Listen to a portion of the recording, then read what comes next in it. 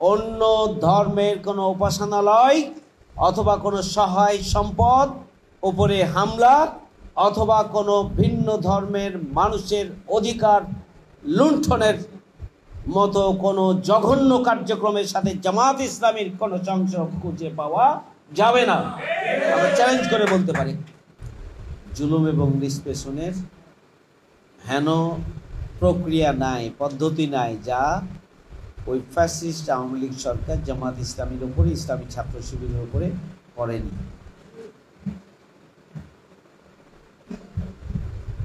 কিন্তু জামাত ইসলামী বাংলাদেশ, আপনারা কি দেখেছেন যে জামাত সরকারের এই অন্যায় অনাচার অবিচারের বিরুদ্ধে জামাত ইসলামী তার ন্যায়সঙ্গত যে অধিকার, প্রতিবাদ, গণতান্ত্রিকভাবে প্রতিবাদের কর্মসূচি নিয়ে মাঠে যখন নেমেছে, তখন সরকার রাষ্ট্রীয় শক্তিকে কাজে লাগিয়ে আমাদের মিটিং, মিছিল, সমাবেশ, বিক্ষোভ, হরতাল এবং বহুমুখী কর্মসূচিকে তারা শক্তি প্রয়োগ করে এটিকে বন্ধ করার জন্য আমাদের সর্বশক্তি নিয়োগ করেছে সরকার আমাদের মিছিলের উপর।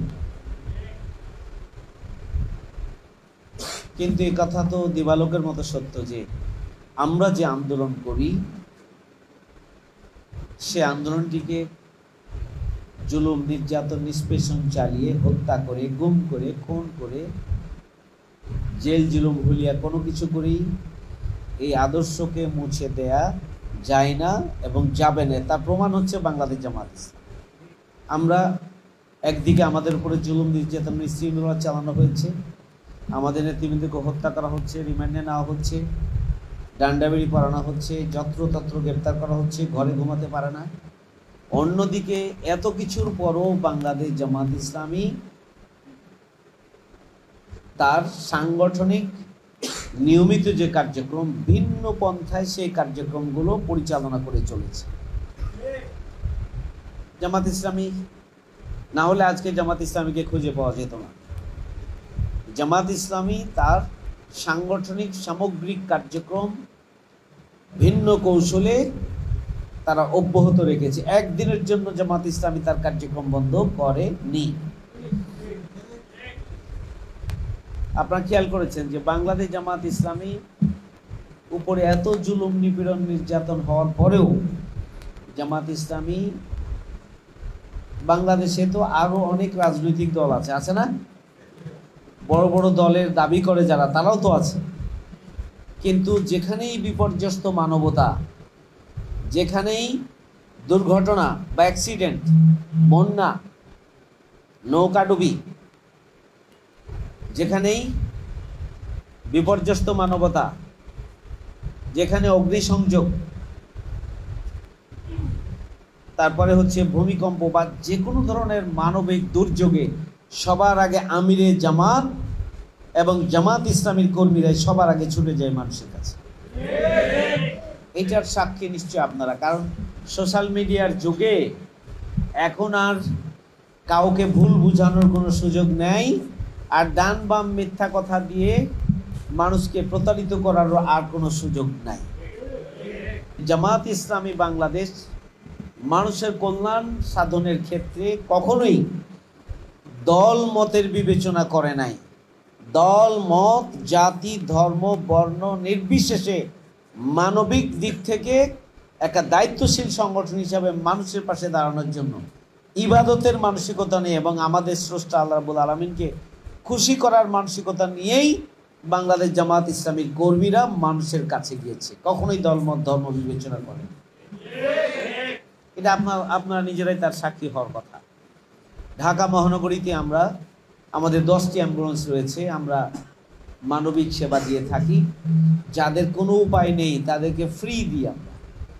যাদের সামর্থ্য আছে যতটুকু আমরা তাদের কাছ থেকে ততটুকু নেই। কিন্তু গরিব, অসহায়, নিপীড়িত মানুষ, যার পরিবারের একজন একটা ডেড বডি অথবা কোনো একটা মারাত্মকভাবে আহত বা অসুস্থ কোনো মানুষকে তার গ্রামের বাড়িতে পৌঁছাবে, কিন্তু সামর্থ্য নাই, এই ধরনের মানুষের সার্ভিস আমাদের ঢাকা মহানগরী দক্ষিণে 10টি অ্যাম্বুলেন্স দিয়ে আমরা দিয়ে যাচ্ছি। এখানে আমরা ধর্ম আর দল মতের বিবেচনা করি না, আমরা মানুষের প্রয়োজন বিবেচনা করে মানবিক কারণে মানুষের পাশে আমরা দাঁড়াই। আমাদের ব্যাপক ভিত্তিক সোশ্যাল ওয়েলফেয়ার কার্যক্রম, সমাজ কল্যাণমূলক কার্যক্রম আমরা পরিচালনা করি। আমরা মানবিক বিপর্যয়ের মানুষের পাশে গিয়ে দাঁড়াই। চিকিৎসা সহায়তার জন্য আমরা, স্বাস্থ্য সেবার জন্য আমাদের ব্যবস্থা রয়েছে। আমরা হেলথ ক্যাম্পের মাধ্যমে, মেডিকেল সেন্টার তৈরির মাধ্যমে এবং সপ্তাহে সপ্তাহে ঢাকা মহানগরীর এক একটা এলাকায় এক এক দিন আমরা মানুষের চিকিৎসার জন্য ডাক্তার এবং প্রেসক্রিপশান লিখে দেওয়া হয় এবং আমাদের সামর্থ্য অনুযায়ী সেখানে ওষুধ দেওয়া হয়। তাহলে আমরা মানুষের স্বাস্থ্যসেবা নিশ্চিত করার জন্য আমরা চেষ্টা করছি, ভূমিকা পালন করছি। সেখানেও আমরা দল মত দেখি না, ধর্ম বর্ণ আমরা দেখি না, সব মানুষের জন্য আমাদের এই আয়োজন আল্লাহর রহমতে আছে। শীতকালে আপনারা দেখেছেন যে আমরা কম্বল বিতরণ, এটি আমাদের একটা মানবিক দায়িত্বের জায়গা থেকে আপনারা যেন জুলুমের শিকার না হন, আপনাদের সহায় সম্পদ যেন ক্ষতিগ্রস্ত না হয়, আপনাদের উপাসনালয়গুলো যেন ক্ষতিগ্রস্ত না হয়, সেই জন্য সর্বোচ্চ সতর্কতার সাথে সংগঠনের নির্দেশনার আলোকে গোটা বাংলাদেশেই জামাত এবং ইসলামী ছাত্র শিবিরের কর্মীরা আপনাদের পাশে থেকে আপনাদেরকে সহযোগিতা করেছে। আপনারাই তার সাক্ষী। অন্য ধর্মের কোনো উপাসনালয় অথবা কোনো সহায় সম্পদ উপরে হামলা অথবা কোনো ভিন্ন ধর্মের মানুষের অধিকার লুণ্ঠনের মতো কোনো জঘন্য কার্যক্রমের সাথে জামাত ইসলামীর কোনো সংযোগ খুঁজে পাওয়া যাবে না। আমরা চ্যালেঞ্জ করে বলতে পারি, এটি চ্যালেঞ্জ করে অন্যরা বলতে পারবে না, আমরা বলতে পারি, জামাত ইসলামী বলতে পারে। কেন বলতে পারে জানেন? আল্লাহ রাসূল সাল্লাল্লাহু আলাইহি ওয়াসাল্লাম, যাকে বলা হয়েছে রাহমাতুল লিল আলামিন, বিশ্ব মানবতার জন্য রহমত স্বরূপ, সিরাজাম মনিরা, প্রদীপ্ত আলোক বর্তিকা স্বরূপ। সূর্য যেমন আলো দেয় হিন্দু মুসলমান বৌদ্ধ খ্রিস্টান সবার জন্য নয়, সবার জন্য। আল্লাহ রাসূলকে তার সাথে তুলনা করা হয়েছে।